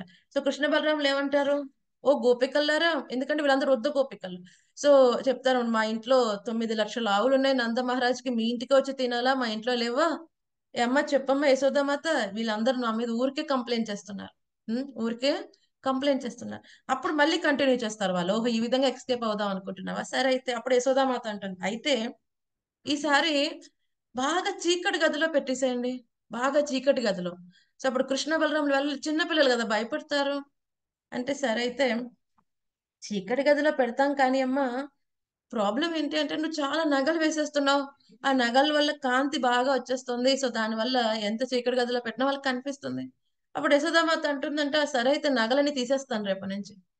లేదు లేదు లేదు, నగలు తీయొద్దు. అప్పుడు కూడా ఏమని చెప్తారు వాళ్ళు, ఇక్కడ ఏదైతే చెప్పారో బ్రహ్మదేవుడు అన్నారు, భవత్ స్వరూపం, ఆయన దివ్యమైన స్వరూపం, వాళ్ళిద్దరిది కూడా దివ్యమైన దేహం. ఆ దివ్యమైన దేహం నుంచి కాంతి వస్తుంది. అక్కడ కూడా నిరాకార బ్రహ్మజ్యోతి నుంచి పొగుడుతారు, కానీ అందులో కలవాలనుకోరు. ఎంత దివ్యమైన కాంతి, వాళ్ళ శరీరం నుంచి వచ్చే దివ్యమైన కాంతి ఎంత అద్భుతంగా ఉంటుంది, దేదీప్యమానంగా ఉంటారు. సో నువ్వు ఆభరణాలు పెట్టనంత మాత్రాన కనిపించకుండా ఉంటుంది అంటే వాళ్ళ శరీరం నుంచి ఎంతో కాంతి వస్తుంది. అక్కడ నిరాకార బ్రహ్మజ్యోతి నుంచి గోపికలు పొగుడుతారు అంతే. ఆచారులు గాని భక్తులు గాని ఈ నిరాకార బ్రహ్మజ్యోతి గురించి ఎప్పుడు గ్లోరిఫై చేస్తారంటే, స్వామి యొక్క లీలలన్నీ చెప్పడానికి అది బాగా ఉపయోగపడితే దాన్ని గ్లోరిఫై చేస్తారు, కానీ అందులో కలవాలని గాని అదే ఫైనల్ అని గాని ఎక్కడ ఎప్పుడు కూడా వాళ్ళు కోరుకోరు, వాళ్ళు అక్కడికి వెళ్ళాలని కూడా అనుకోరు అనమాట. ఎందుకంటే భక్తులు ఏమంటారు, సాయుధ్య ముక్తి అనేది లీస్ట్, అసలు దాన్ని ముక్తి కిందే భావించరు వాళ్ళు కదండి. సో ఈ విధంగా గోపికలు అందరూ కూడా ఈ నిరాకార బ్రహ్మజ్యోతి యొక్క ఎఫల్జెన్స్, ఇక్కడ ఏదైతే చెప్పారు క్వాలిటీస్, ఏమని చెప్పారు, నిరాకార బ్రహ్మజ్యోతి ఎటువంటిదంట, అవికల్పం, మార్పు రహితంగా ఉంటుంది, అవిద్ధవర్చ, ఎటువంటి శక్తి దానికి తగ్గిపోవటం అనేది ఉండదు. సో అటువంటిది ఎక్కడి నుంచి వస్తుంది, నీ యొక్క పుత్రుల యొక్క శరీర కాంతి నుంచి వస్తుంది అని చెప్పి గోపికలందరూ గ్లోరిఫై చేస్తారు. ఇక్కడ బ్రహ్మదేవుడు కూడా గ్లోరిఫై చేస్తున్నాడు. అంత అద్భుతమైన జ్యోతి ఎప్పటికీ కూడా మార్పు రహితంగా ఉంటుంది, తగ్గనిగా ఉంటుంది. అంటే ఆ తేజస్ తగ్గిపోవటం అంటూ ఉంటుందా, తగ్గదు కదండి. ఎందుకంటే అది కూడా శాశ్వతం, స్వామి యొక్క శరీర కాంతి శాశ్వతం. అందుకని అక్కడికి వెళ్తే మనం కూడా శాశ్వతంగా ఉండవచ్చు. బట్ ప్రాబ్లం ఏంటి, జీవుడు యాక్టివిటీ లేకుండా ఉండలేడు కాబట్టి రావటం తప్ప, అది కూడా శాశ్వతంగా ఉంటుంది. ఎటువంటి మార్పులు అందులో ఉండవు, ఎందుకంటే స్వామి యొక్క శరీర కాంతి. సో ఈ విధంగా భక్తులు ఎప్పుడైనా నిరాకార బ్రహ్మజ్యోతి గురించి పొగుడుతారు కానీ అందులో కలవాలని ఎవరు ఆశించరు. సో ఇక్కడ మనకు క్లియర్ గా అర్థమవుతుంది, ఇక్కడ బ్రహ్మదేవుడు కూడా చెప్తున్నారు, నువ్వు ఈ భౌతిక సృష్టికి కారణం నువ్వే. సో ఏ విధంగా ఇక్కడ కారణం నువ్వే అంటే దీని అర్థం ఏంటండి, కృష్ణుడు డైరెక్ట్ గా సృష్టి చేస్తున్నాడు, ఎవరి ద్వారా చేస్తున్నాడు, గర్భోదక సాయి విష్ణువు బ్రహ్మదేవుడు 3 పురుషావతారాల ద్వారా చేస్తున్నాడు భౌతిక సృష్టి కదండి. అందుకని ఇక్కడ చెప్తున్నారు, ఎవరు చెప్తున్నారు, భౌతిక జగత్తు కారణం, ఏ విధంగా కారణం అయినా ఈ పురుషావతారములు, కారణోదక సాయి విష్ణువు స్వామి యొక్క అంశ కదండి. ఏ విధంగా అంశ, కృష్ణుడి నుంచి బలరాముడి నుంచి మొదటి చతుర్వ్యూహలో మళ్ళీ ఆ యొక్క మూల సంకర్షణ నుంచి మళ్ళీ నారాయణ నుంచి ద్వితీయ చతుర్వ్యూహ, తర్వాత అందులో ఉన్న మహా సంకర్షణ నుంచి వస్తాడు కారణోదక సాయి విష్ణువు. అందుకనే ఈ సృష్టికి కారణమైన వాడు. సో బ్రహ్మదేవుడి మాటలు ఎంత అర్థం ఉందంటే, పురుషావతారాలకి నువ్వే కారణం, నీ యొక్క అంశ యొక్క అవతారమైన కారణోదక సాయి విష్ణువు ద్వారా నువ్వే సృష్టి చేస్తున్నావు, నిన్ను శరణాగతి పొందుతున్నాను. సో ప్రభుపాద్ గారు ఇక్కడ చక్కగా చెప్పారు. ఈ విషయాలన్నీ ఎలా అర్థం చేసుకోగలరు? ఏదే కృష్ణ భక్తియే ఫైనల్, భగవంతుని యొక్క సాకార రూపమే పూర్ణంగా తెలుసుకోవటం, అలాగే భగవంతుని యొక్క శరీర కాంతే నిరాకార బ్రహ్మ జ్యోతి, అలాగే నాలుగోది ఏంటి, భగవంతుని యొక్క పురుషావతారములు మూడే భౌతిక సృష్టికి కారణం. ఇవి తెలుసుకోవాలంటే ఏం చేయమంటున్నారు? ఒక శుద్ధ భక్తుని యొక్క సాంగత్యంలో ఉన్నప్పుడు మాత్రమే ఇది తెలుసుకోగలం, లేకపోతే ఇది అంత సునాయాసంగా తెలిసేది జ్ఞానం కాదన్నమాట కదండి. సో ఇది మన శుద్ధ భక్తుల సాంగత్యం మనకి ఎలా తెలుస్తున్నాయి? ఇవన్నీ కూడా ప్రభుపాద్ గారి యొక్క భాష్యాల ద్వారా అర్థమవుతుంది, లేకపోతే ఈ యొక్క ట్రాన్స్లేషన్ ద్వారా మనకు అర్థమవుతుందా పురుషావతారాల గురించి కానీ ఏదైనా వివరాలు ఉన్నాయా అండి ట్రాన్స్లేషన్ లో? మన అదృష్టం ప్రభుపాద్ గారు ఇంత అద్భుతంగా భాష్యాలు రాయటం కారణంగా శ్రీకృష్ణ భగవానుడు ఏ విధంగా ప్రతిదానికి కారణం, నిరాకార బ్రహ్మజ్యోతికి గాని పురుషావతారములకు గాని కదండి, వివిధ వివిధ అవతారములకు గాని ఏ విధంగా ఆధారం ఎలా అర్థమవుతుంది? మన ఆచార్య యొక్క భాష్యం కారణంగా కదండి. వాళ్ళు ఏం చేస్తారు, టార్చ్ లైట్ వేసి మనకి మొత్తం చక్కగా చూపిస్తారనమాట. సో ఇక్కడ అదే చెప్తున్నారు. ఆ విధంగా నేను కూడా నీ సృష్టిలో భాగానే, నువ్వు నా సృష్టిలో ఎటువంటి భాగం కాదయ్యా, నేను నీకు శరణాగతి పొందుతున్నాను అని చెప్పాడు. 4వ శ్లోకంలో ఏమని చెప్తున్నారు? ఈ ప్రస్తుత రూపము సమస్త విశ్వములకు మంగళకరమై ఉన్నది, నీ భక్తులు ధ్యానించడి నిత్య రూపము నువ్వు ప్రకటించుతూ కావున నేను నీకు వందనములు నర్పించుచున్నాను. నరక మార్గంనే పట్టనున్న వారు అసత్ప్రసంగులయ్యడి కారణమున నీ స్వీయ రూపం నిరాకరించుడు. సో ఎవరైతే స్వామి యొక్క దివ్య రూపాన్ని నిరాకరిస్తారో వాళ్ళు ఏమంటున్నారు? వాళ్ళు ఎటు వెళ్తున్నారంట? ఎటు వెళ్తున్నారండి? నరకంలోకి మాతాజీ. నరక బాగ్భిహి ఏమంటున్నారు? వాళ్ళు నరకానికి వెళ్తున్నారంట, నరకానికి వెళ్ళే దారిలో ఉన్నారు, మార్గంలో ఉన్నారు. సో ఇక్కడ మనకి ప్రభుపాద్ గారు చక్కగా ఒక విషయాన్ని చెప్పారు బ్రహ్మ సంహిత 5.46 లో. సో ఎలా అర్థం చేసుకోవాలి మరి? ఒక క్యాండిల్స్ ఉన్నాయనుకోండి, ఫస్ట్ క్యాండిల్ కదండి, దీపం ఒక ఫస్ట్ క్యాండిల్ నుంచి ఒక క్యాండిల్ వెలిగిస్తాం, ఇంకో క్యాండిల్ వెలిగిస్తాం. సో 10 నిమిషాల తర్వాత చూస్తే అన్ని క్యాండిల్స్ ఒకేలా వెలుగుతాయి కదండి. కానీ ఫస్ట్ క్యాండిల్ ఎప్పుడు కూడా ఫస్ట్ క్యాండిలే. ఆ ఫస్ట్ క్యాండిల్ ఎవరు? భగవంతుడు అవతారి ఎవరు? కృష్ణ భగవానుడు. అలాగే రాముడు, నృసింహుడు, వరాహ, ఇవన్నీ కూడా ఏంటి, మిగతా క్యాండిల్స్ లాగా, అంటే ఆయన నుంచి వచ్చిన అవతారములు ఈక్వల్ పొటెన్సీ ఉంటాయి, కానీ అన్ని కూడా డిస్ప్లే చేసేది పరిపూర్ణ కృష్ణావతారంలో స్వామి వాటిలన్నిటిని కూడా డిస్ప్లే చేస్తారు. మిగతా అవతారాల్లో ఎలా చేస్తారు? ఎలా అంటే ఇప్పుడు మెయిన్స్ నుంచి పవర్ వస్తుంది, మనం పెట్టిన బల్బుని బట్టి ఆ వెలుతురు వస్తుంది. అలాగే ఒక్కొక్క అవతారంలో స్వామి డిస్ప్లే చేయాల్సిన లీలలకు సంబంధించినంతగా ఆయన పవర్స్ అన్ని డిస్ప్లే చేస్తారు. ఇప్పుడు మా మోహిని అవతారంలో స్వామి అందాన్ని చక్కగా డిస్ప్లే చేస్తారు కదండి. పరశురామ అవతారంలో ఆయన శక్తి చూపిస్తారు కదండి. సో ఇక రామకృష్ణ అవతారం వచ్చినప్పుడు ఆయన అద్భుతమైన కార్యాలు చేస్తాడు. ఆయన అక్కడ మర్యాద పురుషోత్తముడు, ఇక్కడ పూర్ణ పురుషోత్తముడు, లీలా పురుషోత్తముడు కింద కృష్ణుడు కదండి. ఈ విధంగా ఆ ఒక్క లీల అక్కడ ఉన్న భక్తులకి ఏ విధంగా ఆయన చేయాలనుకున్నారు దాన్ని బట్టి రకరకాల ఆయన శక్తులు చూపిస్తారు. బట్ వీటన్నిటికీ కారణం ఎవరు? స్వామి. ఆ యొక్క స్వామి యొక్క దివ్య మంగళ రూపాన్ని ఎవరైతే గనక అంగీకరించట్లేదు వాళ్ళందరూ ఎవరంట? నరకానికి వెళ్తున్నారు.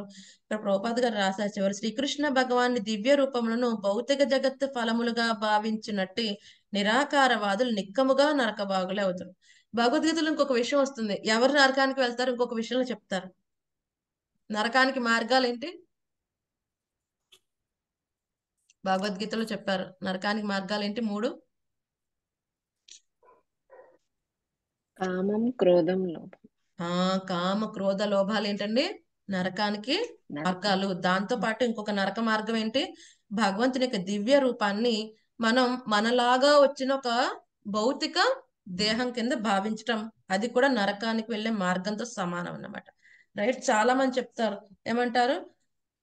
నిరాకార బ్రహ్మజ్యోతి అండి, భగవద్గీత చెప్పడం కోసం ఆ విధంగా వచ్చారు, మళ్ళీ నిరాకారంలో కలిసిపోయారు అంటారు. సో అటువంటి వాళ్ళు ఏమనుకోవాలి?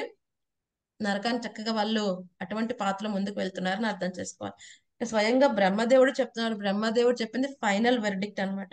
సో 5వ శ్లోకంలో ఏం చెప్తున్నారు చూద్దాం. ఇది చాలా ఇంపార్టెంట్ శ్లోకం, 5వ శ్లోకం. అందరు కూడా నాతో రిపీట్ చేయండి. ఏతు త్వదీయ చరణాంబుజ కోసగంధం చరణాంబుజకోసగంధం జిగ్రంతి కర్ణ వివరై శృతివాతనీతం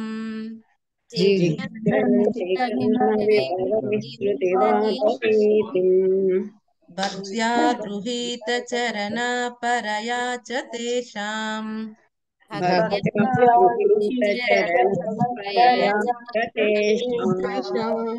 నాపైషినాథ హృదయాంబురుహృత్వ పుంసాం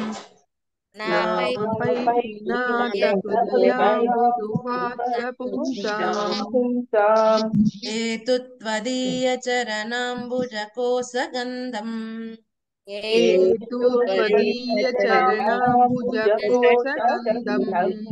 జిగ్రంతి కర్ణ వివరై శృతివాతనీతం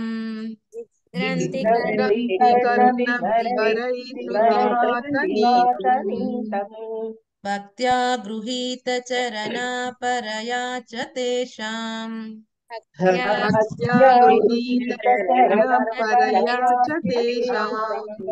నాపైషినాథ హృదయాంబురుహృత్వ పుంసాం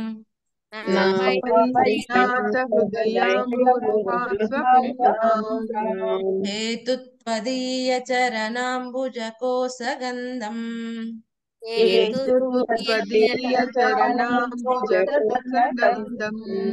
జిగ్రంతి కర్ణ వివరై శృతివాతనీతం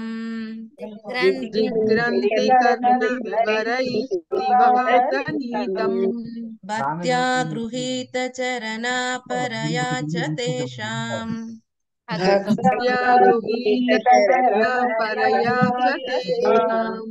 నాపైషినాథ హృదయాంబురుహృత్వ పుంసాం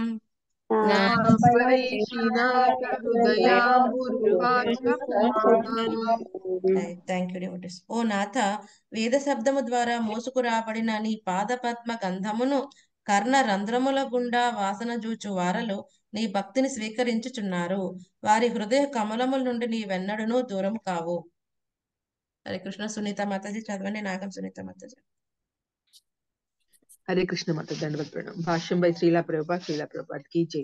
విశుద్ధ భక్తులకు శ్రీకృష్ణ భగవానుని పాద పద్మములకు పరముగా వేరేదీను ఉండదు. అట్టి భక్తులు అంతకు మించి వేరేదీను కోరరని ఆ దేవదేవుడు ఎరుగును.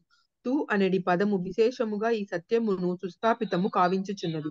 అట్టి వారి హృదయ కమలము నుండి దూరము కావలెనని అతడును అభిలషింపడు. విశుద్ధ భక్తులు మరియు పూర్ణ పురుషోత్తముని నడుము గల దివ్య సంబంధం ఇదియే.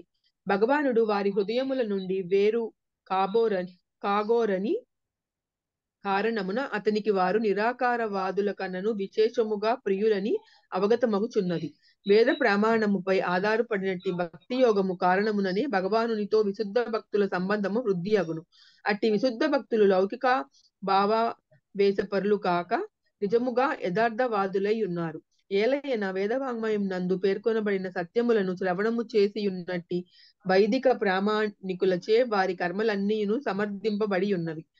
పరయ అనేది పదము మిగుల ప్రధానమైంది. పరాభక్తి సహజమగు భగవత్ ప్రేమ ఎనున్నది భగవానునితో సన్నిహిత సంబంధమునకు ఆధారమై ఉన్నది. భగవద్గీత మరియు శ్రీమద్ భాగవతము వంటి ప్రామాణిక మూలము నుండి శ్రీకృష్ణ భగవానుని అతని నామము రూపము గుణాదులు గూర్చి శ్రవణము చేయుట ద్వారా అతని విశుద్ధ భక్తుల నుండి ఆ దేవదేవుని తోడి ఆ సంబంధపు అత్యున్నత స్థితి ప్రాప్తించగలదు.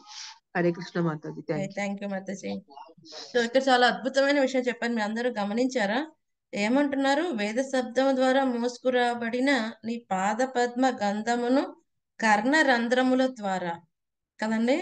ఏమన్నారు? కర్ణ వివరై, కర్ణ రంధ్రముల ద్వారా వాసన చూడాలి అంటే ఏమంటున్నారు? దేంతో వాసన చూడమంటున్నారండి? చెవులతో చెవులతో వాసన చూస్తామా? చెవులతో వాసన చూస్తామా?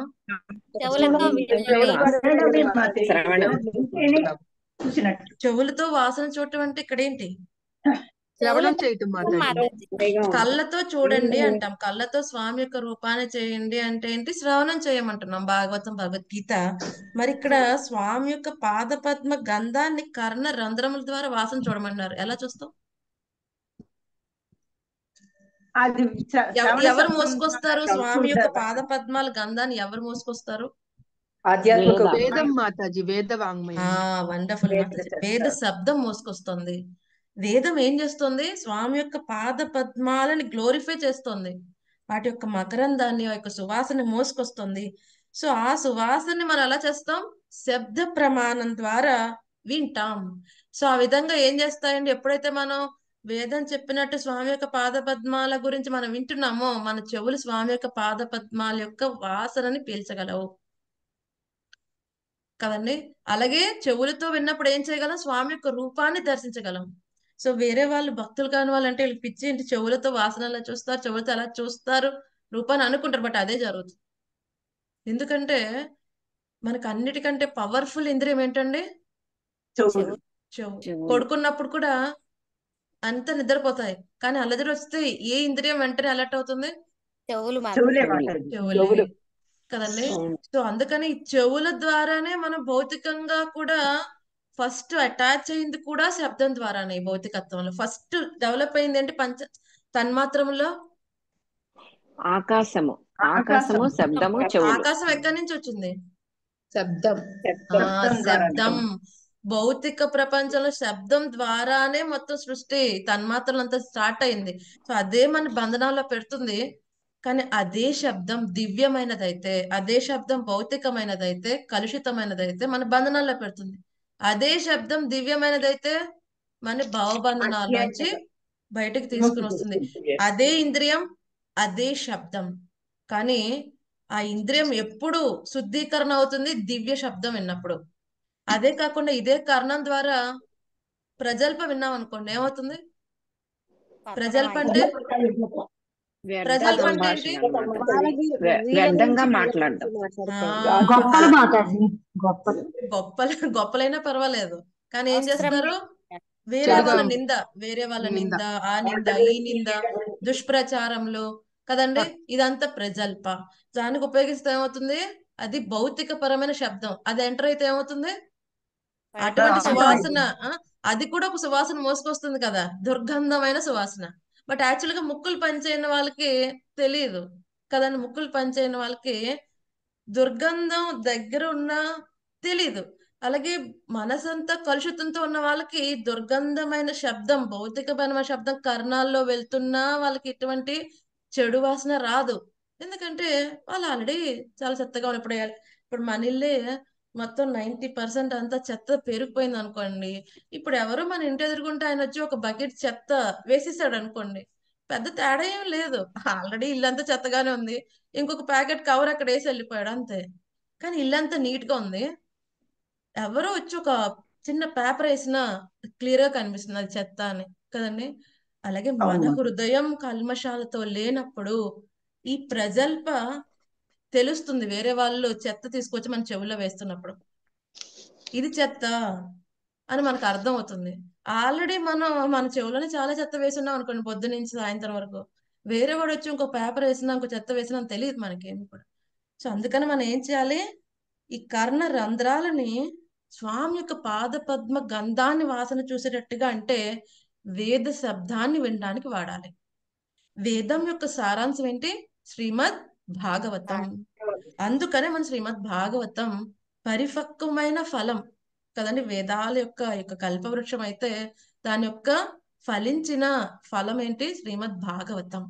అందుకని మనం దాన్ని కనుక తీసుకుని ఉంటే స్వామి యొక్క పాద పద్మాల యొక్క సుగంధాన్ని మనం పీల్చగలం.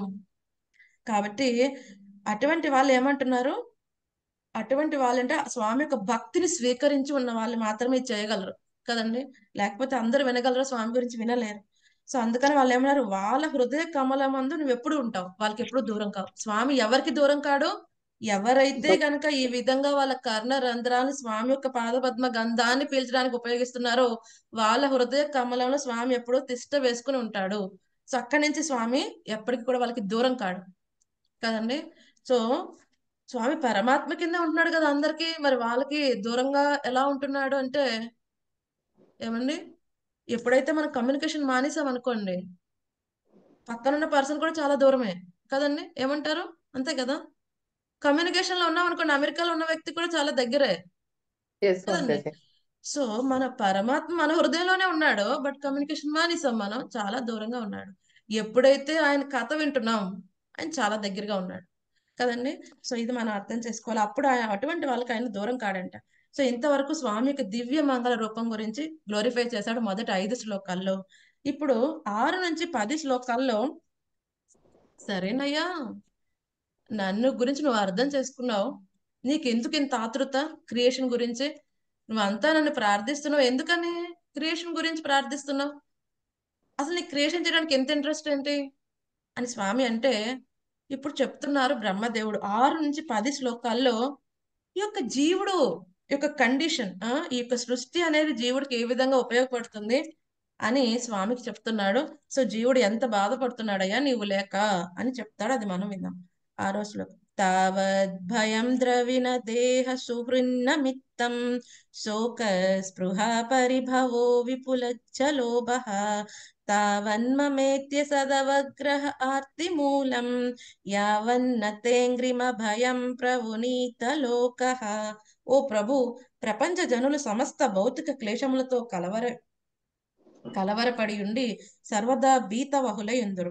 వారు ఎల్లప్పుడూ సంపద, దేహము, బంధువులను రక్షించుటకే యత్నింతురు. శోకముతోనూ మరియు అధర్మయుత కోరికలు, సంపత్తితోనూ నిండి ఉండి వారు తమ కార్యమును పేరాసుతో నేను నాది అనడి నశ్వర భావనలపై ఆధారము కావింతురు. నీ అభయ చరణార విందముల ఆశ్రయము కొననంత వరకు వారు అట్టి క్లేశములతోనే నిండి ఉందురు. 7వ శ్లోకం. దేవైన తే హత ధియో భవత ప్రసంగ సర్వాశుభోపశమనాద్విముఖేంద్రియాయే కుర్వంతి కామసుకలేశలవాయ దీనా లోభాభిభూత మనసో కుశలాని సస్వత్. దేవ, నీ దివ్య కర్మల యొక్క పరమ మంగళమగు శ్రవణ కీర్తములు లోపించిన వారలు నిక్కముగా పరమ దౌర్భాగ్యులు, సద్బుద్ధి విహీనులు అయ్యున్నారు. లవమాత్ర కాలము ఇంద్రియ భోగమును అనుభవించు వారు అశుభ కార్యములందు నియుక్తులగుదురు. ఓకే. 6వ శ్లోకం. రత్నకుమారి మాతాజీ రత్నకుమారి మాతాజీ మీరు మొదటి పారాగ్రాఫ్ చదవండి. రెండోది మహాలక్ష్మి మాతాజీ మీరు చదవండి. ఏడవది సునీత హరిబాబు మాతాజీ చదవండి. హరే కృష్ణ మాతాజీ, దండవత్ ప్రణామం. ధన్యవాదాలు. భాష్యంపై శ్రీల ప్రభుపాదుల వారికి జై. మనుడు సంసార కలాపములకు చెందిన ఆలోచనలతోనే కలవరపడి ఉన్నచో శ్రీకృష్ణ భగవాను నామము, యశస్సు, గుణాదులనే ఎల్లప్పుడూ ఏ విధముగా చింతింపగలడని ఎవరైనాను ప్రశ్నించవచ్చును. భౌతిక జగమునందు ప్రతి ఒక్కడు సంసారమును ఎట్లు పోషించవలెన, సంపత్తిని ఎట్లు కాపాడవలెన, బంధుమిత్రాదులతో ఎట్లు సంబంధం కొనసాగింపవలెన ఎనడి ఆలోచనలతోనే నిండి ఉండును. ఆ విధముగా అతడు వర్తమాన స్థితిని కొనసాగింప యత్నించుచు సదా భయ శోకములకు గురి అగుచుండును. ఈ ప్రశ్నకు సమాధానంగా బ్రహ్మదేవుడు పలికిన ఈ శ్లోకము మిగుల యుక్తముగానున్నది. హరే కృష్ణ మాతాజీ. హరే కృష్ణ. Thank you. చదవమంటారా మాతాజీ? చదవండి మాతాజీ, చదవండి. Thank you Mataji. భాష్యం ప్రభుపాదుల వారికి జై. భగవానుని విశుద్ధ భక్తుడు తన గృహమునకు తాను యజమానునని ఎన్నడను తలపోయుడు. దేవదేవుని పరమ నియంత్రణకే అతడు సమస్తమును అర్పణము కావించి ఆ విధముగా కుటుంబ పోషణము లేదా కుటుంబము వారి ప్రయోజనమును రక్షించుటయనడి భయము లేకుండాను. ఆ సమర్పణ బుద్ధి కారణమును అతడు ఇక ఏ మాత్రము సంపత్తి ఆకర్షణను కలిగి ఉండడు.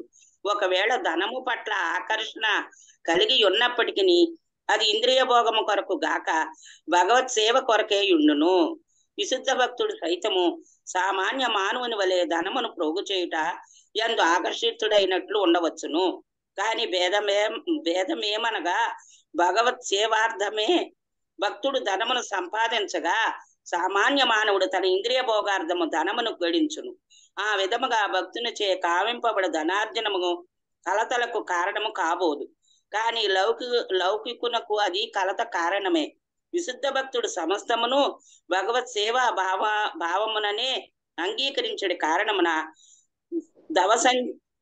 ధన సంచయమనడి విషప కోరలు పెరికివేయబడి ఉండును. విషప కోరలు పెరికివేయబడిన పాము మనిషిని కాటువేసినప్పటికీ ప్రమాదకర ప్రభావం ఏమీయును ఉండబోదు. అదే విధముగా శ్రీకృష్ణ భగవానుని కార్యార్థమై సంచయము చేయబడిన ధనము విషప కోరలను కలిగి ఉండదు. కారణమున దాని ప్రభావము ప్రాణాంతకము కాబోదు. అనగా విశుద్ధ భక్తుడు ఈ ప్రపంచమున సామాన్య మానవుని వలనే నిలిచి ఉన్నప్పటికీ లౌకిక కలాపములందు ఏనాడును చిక్కబడడు. జై థ్యాంక్ యూ మాతాజీ. హరే కృష్ణ మాతాజీ. Thank you. హరే కృష్ణ మాతాజీ. హరే దండవత్ కృష్ణ. ప్రణామాలు. ధన్యవాద ప్రణామ మాతాజీ. కృష్ణ కృష్ణమూర్తి శీల ప్రభుపాదికి జై. భాష్యము. ఇక తదుపరి ప్రశ్న ఏమనగా, శ్రీకృష్ణ భగవానుని మహిమలు లీలలు శ్రవణ కీర్తముల అనేది సంసార జంజాటము నుండి పూర్తిగా స్వతంత్రము కలుగజేయున్నది. పరమ శుభకర్మముల ఎడల జనులు ఎందుకై విముఖత కలిగి ఉందురు? ఆ ప్రశ్నకు గల ఏకైక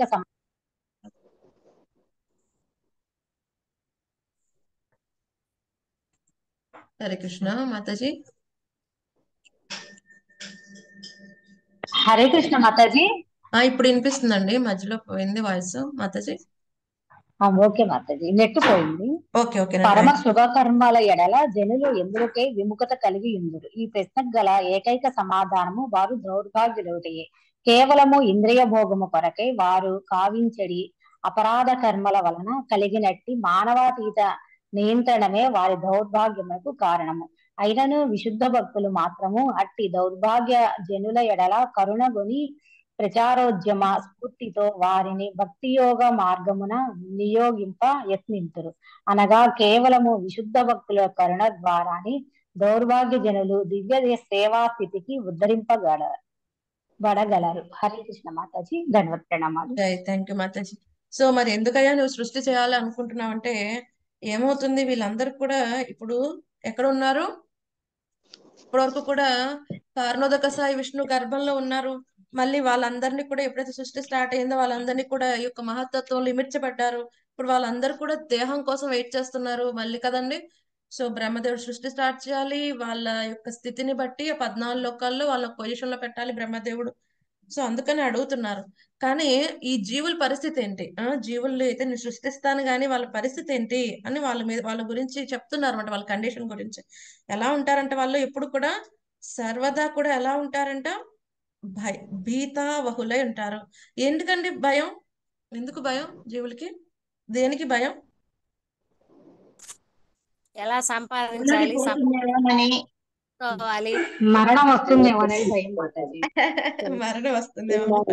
కానీ దానికంటే చాలా సార్లు భయపడుతున్నాం కదా. యాక్చువల్లీ మరణం గురించి మర్చిపోతాం మనం. ఎందుకని ఏమనుకుంటాం, మనం ఎప్పటికీ ఉంటాం అని అనుకుంటాం. ఎప్పుడు హాస్పిటల్కి వెళ్ళినప్పుడే డౌట్, ఓకే ఇంటికి వెళ్తామా లేదా. వ్యాధి భయం మాతాజీ. ముసలాళ్ళం అయిపోతామనే భయం.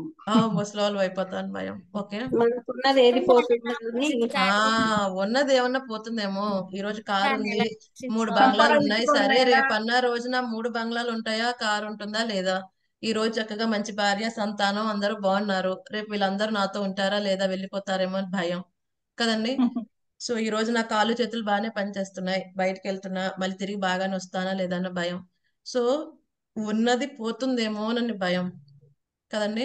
ఉన్నది పోతుందేమోనని భయం. ఎందుకు పోతుందేమోనని భయం?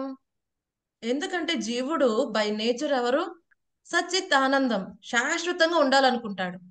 కానీ ఎక్కడ ఎత్తుతున్నాడు? రాంగ్ ప్లేస్ లో ఎత్తుతున్నాడు. సో ఆ శాశ్వతంగా ఉండాల్సిన దాన్ని ఇక్కడ దొరకదు అది కదండి. కానీ ఇక్కడ శాశ్వతమైన వాటిల్లోనే శాశ్వతాన్ని ఎత్తుకుంటున్నాడు కాబట్టి భయం. ఇవి ఎలాగైనా పోతాయి, అశాశ్వతమైనవి పోతాయి కదండి. ఇంతకు ముందు ఎన్నెన్ని కన్స్ట్రక్షన్స్ వచ్చాయి. ఆ బిల్డింగ్స్ అన్ని ఒకప్పుడు చాలా గ్లోరిఫైగా ఉంటే ఇప్పుడు వాటి పేరు కూడా తలచిన వాళ్ళు ఉంటారు కదండి. సో ఒక్కొక్కసారి మనం కట్టిన బిల్డింగ్ మనకంటే ఎక్కువ సంవత్సరాలు ఉంటది. సో మనం ముందే వెళ్ళిపోవచ్చు కదండి. సో ఈ విధంగా ఉంటుంది. ఇక్కడ ఏదైనా అశాశ్వతమైనది, అశాశ్వతమైనది కాబట్టి పోతుందేమోనని భయం. సరే పోతుందేమో అని భయం అనేసి సంపాదించడం మానేస్తాడా? మాండ్. ఏం చేస్తాడు? దేనికోసం చేస్తూ ఉంటాడంట? సంపద, దేహం, బంధువులను రక్షించడానికి అన్ని ప్రయత్నాలు చేస్తాడు. ఎందుకని చేస్తున్నాడు అలాగా? కామ్యకర్మలు. ఎందుకనంటే ఇక్కడ ఏమని చెప్పారు? అహం మమేతి. ప్రాబ్లం ఏంటి? అహం మమేతి, నేను నాది, నేను నాది. ఈ యొక్క భావన అంటే మిథ్యాహంకార భావనతో ఏం చేస్తూ ఉంటాడు? ఈ యొక్క దేహం నుంచి వచ్చిన వాళ్ళే శాశ్వతం, వాళ్ళకి ఏదైతే నేను కాపాడాలి, నాకు ఏదైతే వాళ్ళు కాపాడతారు. సో ఈ విధంగా తన జీవితం గడుపుతూ ఉంటాడు. ఆ విధంగా గడపడం కారణంగా ఏముంటాయి? ఎప్పుడు కూడా శోకంతో ఉంటాడు, బాధతో ఉంటాడు. దానివల్ల ఏమవుతుంది? శోకాలు తీరికుండా ఉండడానికి కారణం ఏంటి అంటే ఏమంటున్నారు? స్వామి యొక్క చరణాలను ఆశ్రయించలేదు కాబట్టే వాడు శోకాలతో ఉంటున్నాడు కదండి. సరే, అయితే మరి ఎందుకు ఆశ్రయించట్లేదు జీవుడు కదండి? దానికి సమాధానం నెక్స్ట్ ఆ 7వ శ్లోకంలో చెప్తున్నారు. ఎందుకు ఆశ్రయించట్లేదు? నీ యొక్క పరమ మంగళమగు శ్రవణ కీర్తనం లోపించిన వారు నిక్కముగా దౌర్భాగ్యులు. వాళ్ళ దౌర్భాగ్యం ద్వారానే వాళ్ళు నీ పాద పద్మాలను ఆశ్రయించలేకపోతున్నారు. నీ గురించిన శ్రవణ మంగళ అంటే నీ గురించిన అద్భుతమైన గుణగణాలన్నీ వాళ్ళు శ్రవణం చేయలేకపోతున్నారు. అందుకని వాళ్ళు చాలా పరమ దౌర్భాగ్యులు అవటమే కారణం. అంతేకాకుండా ఏమన్నారు? లవ మాత్ర కాలం ఇంద్రియ భోగం అనుభవించిన వారు అశుభ కార్యాలు అందు నిముక్తం అవుతారు. అంటే నేను ఒక 5 మినిట్సే కదండి ఇంద్రియ భోగం చేస్తున్నా. అంటే వాళ్ళు ఏమన్నారు? అది ఎటువంటి కార్యం అంటది ఏమండి? అకుశలాని, అశుభ కర్మ అంటది. సో నెక్స్ట్ టైం మనం ఎప్పుడైనా మన ఇంద్రియ భోగం గురించి ఆలోచిస్తున్నప్పుడు అర్థం శ్రీమద్ భాగవతం ఏమంటుంది? ఆ కర్మని అశుభ కర్మ. అశుభ కర్మ ఎందు అలా కాకుండా ఈ లవమాత్ర కాలం శ్రవణం మీద పెడితే ఏమవుతుందండి? ఎంతో మనం పుణ్యాన్ని సంపాదించుకోవచ్చు. లవమాత్ర సాధు సంగ ఏమవుతుంది?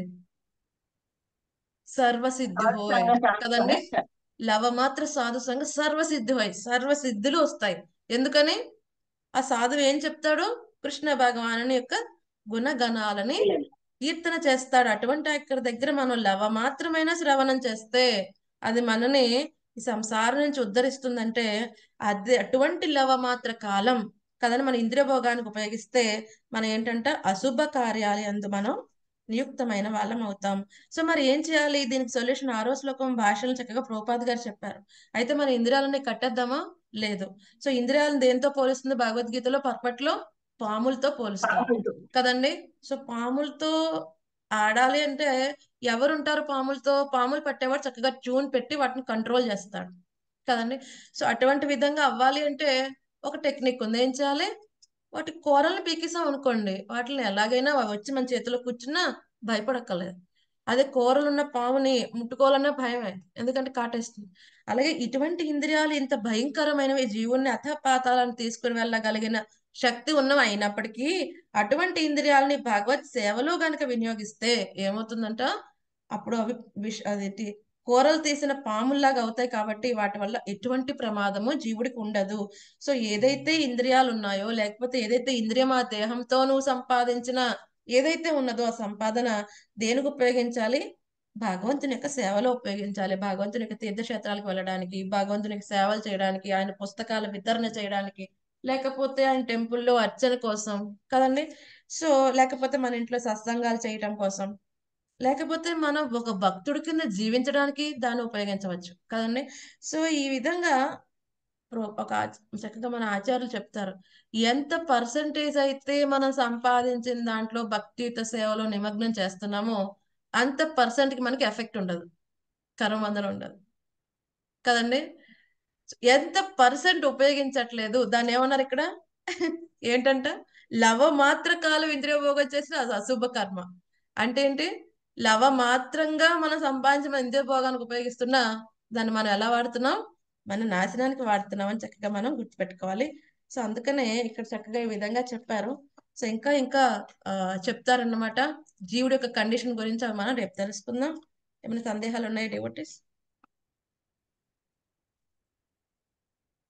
చాలా అద్భుతంగా ఉంటుంది. బ్రహ్మదేవుడు చక్కగా ప్రార్థిస్తారు. సో ప్రార్థించిన తర్వాత భగవంతుడు అడుగుతారన్నమాట, సో ఇటువంటి జీవుల పట్ల నాకు ఎంతో కరుణ ఉంది కాబట్టి అవకాశం ఇవ్వండి నాకు క్రియేషన్ కి, సో శక్తినివ్వండి క్రియేట్ చేయడానికి అని చక్కగా అడుగుతారు. అది మనం తెలుసుకుందాం. ఓకే, జై హరే కృష్ణ మాతాజీ. హరే కృష్ణ. ఓకే, సరే మళ్ళీ మనం రేపు కలుద్దామండి. Thank you devotees. Hare Krishna Krishna Krishna Hare Hare, Hare Rama Rama Rama Hare Hare, Hare Krishna Krishna Krishna Hare Hare, Hare Rama Rama Rama Hare Hare, Hare Krishna Krishna Krishna Hare Hare, Hare Rama Rama Rama Rama Hare Hare. గ్రంథరాజ్ శ్రీమద్ భాగవతం की जय. श्रील प्रभुपाद की जय. गुरु महाराज जय पताका स्वामी महाराज की जय. Thank you devotees. Hare Krishna. Hare Krishna Mataji. రేపు కూడా మనకి 8:30 to 9:30 ఉంటుందండి. రేపు కూడా మాకు భక్తి వైభవం ఉంది. సో ఆ తర్వాత నుంచి 8 to 9. ఓకేనండి. హరే కృష్ణ. అలాగే మాతాజీ. హరే హరే కృష్ణ. కృష్ణ. హరే కృష్ణ ధన్యవాదాలు మాతాజీ. హరే కృష్ణ. ప్రణామాలు.